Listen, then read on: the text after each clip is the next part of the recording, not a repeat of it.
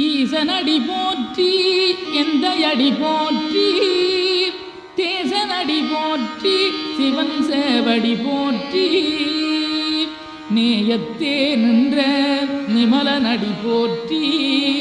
மாயப்பிறப்பருக்கும் மன்னனடி போற்றி சீரார் பெருந்துரை நம் தேவனடி போற்றி ஆராத இன்பம்